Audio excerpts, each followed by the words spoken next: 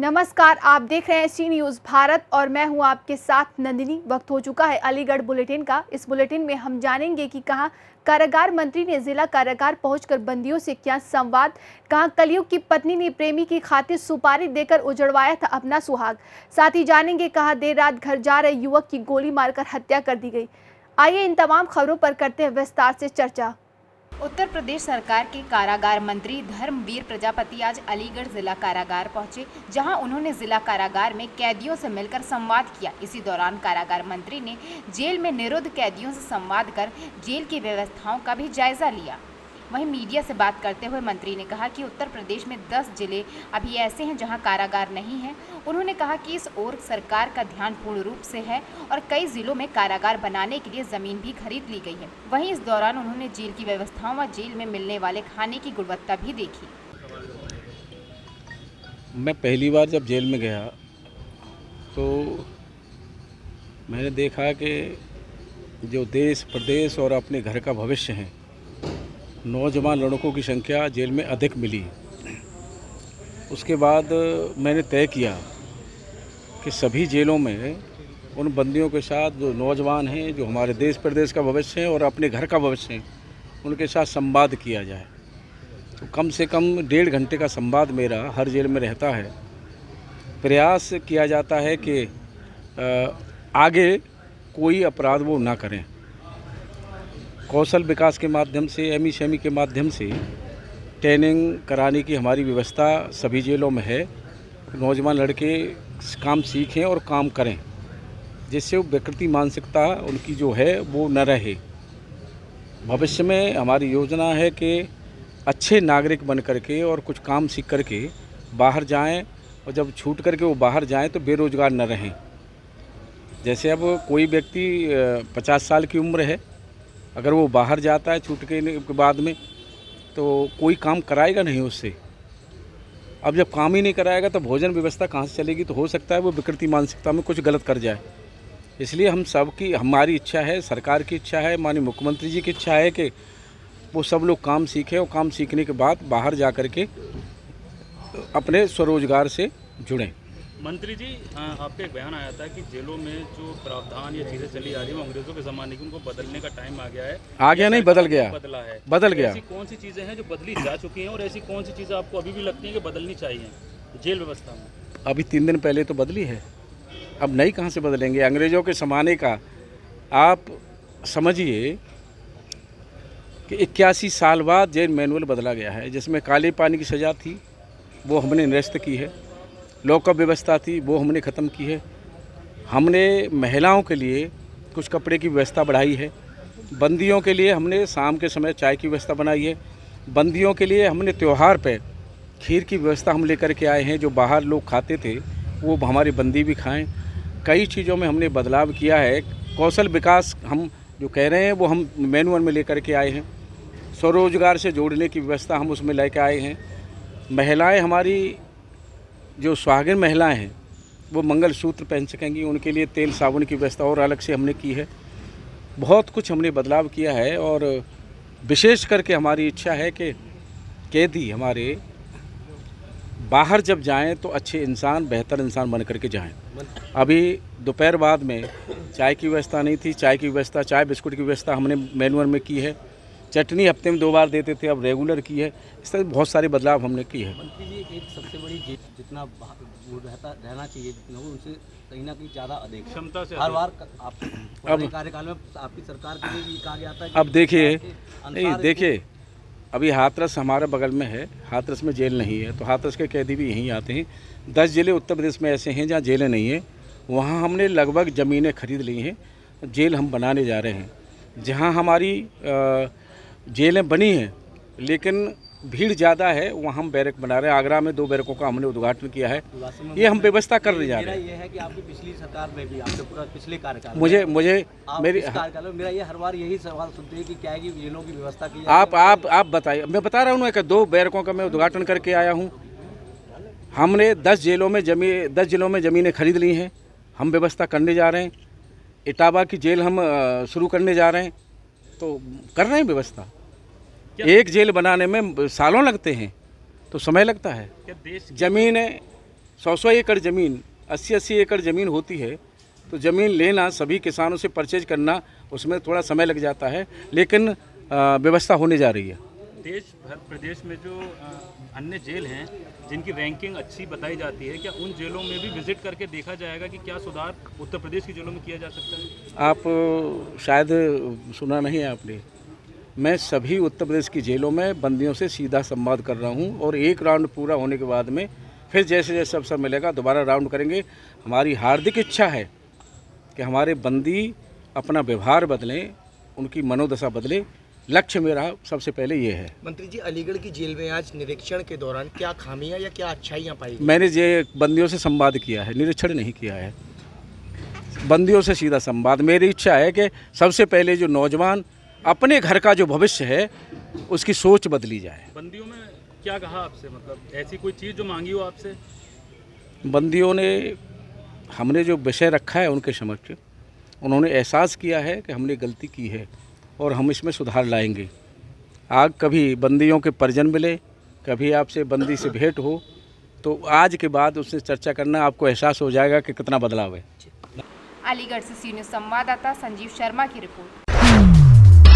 AAMU के Jawaharlal Nehru medical college के blood bank में लापरवाही का एक बड़ा मामला 3 तस्वीरों के साथ सामने आया है, जिसमें ब्रिजेश कुमार नाम का सुरक्षा गार्ड रक्तदान करने आए व्यक्ति के हाथ में सिरिंज लिए हुए है, जबकि ब्लड बैंक में तैनात 2 कर्मचारी अनुपस्थित रहे। वहीं सोशल मीडिया पर प्रसारित 3 तस्वीरें खुद कांग्रेस नेता राज भैया ने ली थी, जो मौके पर मौजूद थी। सोशल मीडिया पर भी वायरल हो रही हैं और स्वास्थ्य मंत्री को इसकी शिकायत करते हुए पत्र लिखा गया और अनुपस्थित कर्मचारियों को बर्खास्त करने की कार्यवाही की गई। वहीं यूनिवर्सिटी के प्रॉक्टर प्रोफेसर मोहम्मद वसीम अली ने बताया कि सोशल मीडिया पर ब्लड बैंक की तस्वीरें लीक होने के बाद AAMU प्रशासन ने जांच गठित की है। सर, किस तरह का एक्शन लिया गया है, ये किस पे लिया गया है? ये एक मामला सामने आया था कि नाइट में कुछ स्टाफ ड्यूटी पर था हमारे यहाँ प्रॉक्टर ऑफिस का एक, जिसका नाम ब्रिजेश कुमार। उसको सिरिंज से किसी पेशेंट से खून निकालते हुए देखा गया, उसकी वीडियो बनी, वो आ गया, उस पर कंप्लेंट हो गई और उस कंप्लेंट के बेसिस पे मेडिकल कॉलेज के में एक फैक्ट फाइंडिंग इंक्वायरी कमेटी बनी और उस कमेटी की रिपोर्ट के बेसिस पे 3 लोगों को सर्विस से टर्मिनेट कर दिया गया। तीनों डेली वेजर थे, 2 स्किल डेली वेजर हैं, एक हमारे यहाँ प्रॉक्टर ऑफिस का सिक्योरिटी गार्ड है। एक का नाम सबीना है, दूसरे का नाम विकास यादव है, तीसरे का नाम ब्रिजेश कुमार है, जो हमारे यहाँ प्रॉक्टर ऑफिस का है। इन तीनों लोगों को टर्मिनेट कर दिया गया। अलीगढ़ से सी न्यूज़ संवाददाता संजीव शर्मा की रिपोर्ट। अलीगढ़ में कलयुगी पत्नी के द्वारा अपने ही सुहाग को अपने प्रेमी की खातिर 1 लाख रुपए की सुपारी देकर मौत के घाट उतरवा दिया। वहीं मृतक के भाई के द्वारा अपनी भाभी पर हत्या का आरोप लगाया गया था, जिसके बाद पुलिस ने महज चंद घंटों में ही इस घटना का खुलासा कर दिया। वहीं पुलिस ने हत्या का खुलासा कर हत्या आरोपी पत्नी व युवक को गिरफ्तार कर जेल भेज दिया है। क्षेत्राधिकारी ने बताया कि विगत 17 अगस्त को बांस फतेली के समीप रजबाहा में एक शव उतरता हुआ मिला था। शव की शिनाख्त गांव सुरजा करौली निवासी 50 वर्षीय करुआ सिंह के रूप में हुई थी। घटना के संबंध में करुआ के भाई देवेंद्र सिंह ने भाभी कमलेश व उसके प्रेमी नीरज के खिलाफ हत्या की रिपोर्ट दर्ज कराई। वहीं विवेचना में तीसरे व्यक्ति का नाम भी संज्ञान में आया था। शनिवार की सुबह मुखबिर की सूचना पर हत्या आरोपित पत्नी कमलेश व बहन के बेटे जितेंद्र उर्फ जीतू पुत्र गोविंद सिंह निवासी बांस फतेली को बेसवा चौराहे से गिरफ्तार किया गया था। वादी देवेंद्र सिंह पुत्र विजय सिंह निवासी थाना क्षेत्र इगलास के द्वारा थाना इगलास पर अपने भाई की हत्या के संबंध में एक अभियोग पंजीकृत कराया गया था। पुलिस के द्वारा विवेचनात्मक कार्रवाई के दौरान घटना का सफल अनावरण करते हुए यह पाया गया कि मृतक की पत्नी कमलेश और उसका जो प्रेमी नीरज है, इसके द्वारा पूरी घटना का षड्यंत्र रचा गया और पूरी योजना बनाई गई और उसमें जितेंद्र नाम के व्यक्ति को शामिल किया गया।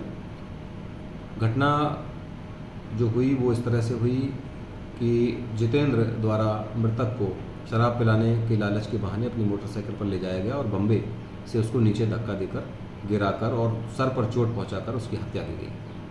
आरोपी द्वारा मृतक के कपड़े हत्या करने के उपरांत झाड़ियों में छिपा दिए गए थे। अभी तक जितेंद्र और कमलेश की गिरफ्तारी पुलिस के द्वारा की गई है। एक अभियुक्त नीरज, जिसकी गिरफ्तारी के लिए लगातार टीमें दबिश दे रही हैं, शीघ्र गिरफ्तारी करवाई जाएगी। पुलिस के द्वारा आरोपियों की निशानदेही पर मृतक के कपड़ों को बरामद किया गया है। घटना में प्रयुक्त मोटरसाइकिल को बरामद किया गया है और घटना कारित करने के लिए जो नकदी दी गई थी उसमें से 10,450 रुपये भी पुलिस के द्वारा बरामद किए गए हैं। अग्रिम विधिक कार्रवाई पुलिस के द्वारा करवाई जा रही है। अलीगढ़ से सी न्यूज़ संवाददाता संजीव शर्मा की report. Aligarh SP city Kuldeep Gunawat ने बताया कि देर रात घर जा रहे युवक की गोली मारकर हत्या कर दी गई। थाना महुआ खेड़ा क्षेत्र के दारापुर गांव के रास्ते में हुआ ये हादसा। वहीं घटना की सूचना पर पहुंची पुलिस जांच पड़ताल में जुट गई है। बता दें कि करीब देर रात 10 बजे दारापुर मार्ग पर पीछे से आ रहे अज्ञात बाइक सवार हमलावरों ने युवक के सीने पर गोलियां दाग दी। वहीं सूचना पर पहुंची पुलिस ने शव को कब्जे में लेकर पोस्टमार्टम के लिए भेज दिया है और अज्ञात हमलावरों के खिलाफ मुकदमा दर्ज कर आरोपियों की तलाश में जुट गई है। लगभग 9 बजे के आसपास थाना महुआ खेड़ा पुलिस को सूचना मिली कि दारापुर रोड पे एक अज्ञात शव पड़ा हुआ है। मौके पे तुरंत सूचना पे पुलिस पहुंची तो जो बॉडी थी उसकी पहचान आस मोहम्मद निवासी हरदुआगंज के रूप में हुई। प्रथम दृष्टया बॉडी पे बुलेट के इंजरी है और इसको और गहनता से इसकी जांच करने हेतु फील्ड यूनिट को बुलाया गया, जिसने इसका एग्जामिन किया और आसपास के जो भी एविडेंस है उसको कलेक्ट किया है। इसके परिजनों से बातचीत करने पर प्रथम दृष्टया रंजिशन मामला लग रहा है और इसमें तहरीर प्राप्त करके इसमें आगे विधिक कार्रवाई प्रचलित की जाएगी। अलीगढ़ से सी न्यूज़ संवाददाता संजीव शर्मा की रिपोर्ट। अलीगढ़ थाना बन्ना देवी इलाका रेलवे रोड से मामला प्रकाश में आया है, जहां फल की धकेल लगाने वाले मजदूरों ने बताया कि बन्ना देवी का एक सिपाही रोज धकेल लगाने वालों को परेशान करता है और आए दिन 50 रुपए प्रतिदिन अवैध उगाही ही करता है। वहीं चिंटू नाम के धकेल लगाने वाले मजदूर ने आरोप लगाते हुए बताया कि सिपाही आए दिन सभी धकेल लगाने वालों से 50 रुपए के हिसाब से अवैध वसूली करता है और उन्होंने ये भी बताया कि वहीं जब इसका विरोध किया जाता है तो वो गाली गलौज करते हुए अभद्र व्यवहार करता है। वहीं सिपाही के आतंक से सभी मजदूर बहुत ज्यादा परेशान हैं। वहीं देखा जाए तो इस सिपाही के खिलाफ उच्च अधिकारियों को संज्ञान लेने की जरूरत है। वहीं मौके पर धकेल लगाने वाले साजिब, मुन्ना, डंपर, शाहिद, भगवान दास आदि लोग भी मौजूद रहे। क्या नाम है? चिंटू। चिंटू कहाँ रहते हैं? ऊपरकोट की मोती। अच्छा, यहाँ क्या करते हैं रेलवे रोड पे? यहाँ सर मैं अपना उधारा करता हूँ, फल का ठेला लगाकर, और यहाँ पुलिस वाले परेशान करते हैं। और आज तो तराजू भी ले गए थे उठाकर, वो पल्ला और पैसे वैसे मांगने की मांग करते। कितने पैसे मांगते हैं? 50 रुपये डेली? जी। ना देने पर? ना देने पर यूँ कह रहे थे कि माल वाल भर कर ले जाऊँगा। क्या नाम है उनका पुलिस वाला? नाम की मुझे मालूम नहीं सर, हम इतने पढ़े लिखे हैं नहीं है, नाम की बताएंगे। अच्छा, तो ये कौन से थाने के हैं? गांधी पार्क बस स्टैंड से आते हैं? कहाँ से? ये यहाँ से आते हैं बन्ना देवी। अलीगढ़ से सी न्यूज़ संवाददाता संजीव शर्मा की रिपोर्ट। अलीगढ़ थाना क्वारसी इलाका निषाद बाग से मामला प्रकाश में आया है, जहां क्वारसी बाईपास रोड अनूप शहर मार्ग से सटा निषाद बाग कॉलोनी में जल भराव समस्या ने क्षेत्रीय लोगों को परेशानी में डाल दिया है। राहगीरों को रास्ते से पानी में होकर गुजरना पड़ता है। महिलाएं और बच्चे व राहगीर गिरते हुए भी नजर आते हैं। गिरने से कई लोगों को चोट भी लगती है। वहीं जल भराव से तरह तरह की बीमारियां भी जन्म ले रही हैं। क्षेत्र में बीमारी अपने पैर पसार रही है और क्षेत्रीय लोगों की माने तो जिला अधिकारी साहब को लिखित शिकायत देने के बाद भी समस्या का निस्तारण अब तक नहीं हुआ है। देखा जाए तो स्मार्ट सिटी में अलीगढ़ का स्थान 45वें नंबर पर आता है, मगर कहीं न कहीं निषाद बाग स्मार्ट सिटी की पोल खोलता हुआ नजर आ रहा है। वहीं इस बात को लेकर क्षेत्रीय लोगों में काफी ज्यादा आक्रोश देखा जा रहा है। वहीं लोगों ने कहा कि अगर समस्या का निस्तारण नहीं हुआ तो जिला अधिकारी कार्यालय पर धरना प्रदर्शन कर आंदोलन किया जाएगा। मेरा नाम सूरजमुखी है। अच्छा, कहाँ रहती हैं आप? नहीं रहती हूँ आगे। अच्छा, ये कौन सी जगह है? ये रास्ता कैसे है? क्या समस्या है? ये समस्या आगे निकलने को रास्ता नहीं, हाथ पैर टूट रहे हैं, गिर रहे हैं। कौन सी जगह है? कोई सुनवाई नहीं है। कौन सी जगह है? ये चिलकारा रोड है। सदबाग? हाँ, ये सदबाग। कब से ये समस्या है? कितने दिन हो गए, वही तक कुछ ना है। तो किसी अधिकारी शिकायत करी है इस मामले में आपने? करी तो है, मगर कोई सुनवाई नहीं हो रही। कोई ना कर रही। नाम है आपका? मेरा नाम शहनाज खातून। शहनाज, कहाँ रहती हैं आप? मैं यही रहती हूँ निषाद बाग में। निषाद बाग में? क्या समस्या है? ये सड़क की समस्या है, नाली नहीं बन पा रही है। ये होता है ऐसी। कब से ये समस्या? मैं तो यहाँ 4 साल 5 साल हो गए रहते हुए, देखते हुए। मैं तो अभी तक सड़क का कोई आदेश ही नहीं आया। निस्तारण नहीं हुआ है? नहीं, निस्तारण नहीं हुआ। तो क्या समस्या आती है यहाँ से निकलने रोज में? गिरते हैं, हाथ पैर भी टूटते हैं और गाड़ियाँ भी पलटती हैं, टिर्री भी पलट जाती हैं, बच्चे भी एक आध दब जाता है इसमें। कल परसों ही टिर्री पलटी थी इसमें। किसी अधिकारी को आपने लिख के दिया है? अधिकारी को यहाँ का प्रधानी ऐसा है, यहाँ का खा कर लेता है, चाट लेता है पैसे, और नहीं, प्रधानी तो ये सुनवाई नहीं स्मार्ट करता। सिटी में है निशाद। स्मार्ट सिटी में तो कहाँ सुनवाई हो रही है स्मार्ट सिटी में? आप लोग पहुँचाओ जब तो यहाँ की समस्या हल होगी। पानी में सब लोग गिरते हैं, बीमार भी आ रही बीमारी में कितनी परेशानी होती है बताओ पहले। क्या नाम है दादा आपका? मेरा नाम सलीम अहमद है, मैं आर्मी से रिटायर हूँ कहाँ रहते हैं आप? जी। घर मेरा यहीं पर पास में। कौन और सी जगह- यहाँ पे कौन सी जो लोग जगह है ये? जी, कौन सी जगह है? ये 25 मीटर रोड है, चिलगोरा रोड, निशाद बाग जी, क्या और- समस्या है यहाँ? जी। क्या समस्या है? समस्या ये है साहब, यहाँ पे पानी भरा हुआ है, लोग गड्ढे में गिर रहे हैं, किस किस के पैर टूट रहे हैं, किस किस के हाथ टूट रहे हैं, कई लोग यहाँ पे परेशान हैं। अगर इस रोड को आप बनवा दे बहुत अच्छा है। नाली का पहले करवाएं आप, यहाँ पानी नहीं कहीं से निकलता है। अलीगढ़ तो स्मार्ट सिटी में आता है। जी हाँ, ये स्मार्ट सिटी नहीं है, ये तो कचरा सिटी हो गई है अब हमारी। क्या उच्च अधिकारी को यहाँ अवगत कराया लिख के? अधिकारी कोई भी नहीं आता है, जिस वक्त वोट का टाइम होता है उस वक्त में आते हैं। लिखित शिकायत डीएम वगैरह को दी है इसके मामले में? दी है, मगर कब समस्या हल नहीं हुई? समस्या हल नहीं हो रही है साहब। अलीगढ़ से सी न्यूज़ संवाददाता संजीव शर्मा की रिपोर्ट। फिलहाल के लिए इस अलीगढ़ बुलेटिन में बस इतना ही। देश दुनिया की तमाम खबरों के लिए देखते रहिए सी न्यूज़ भारत।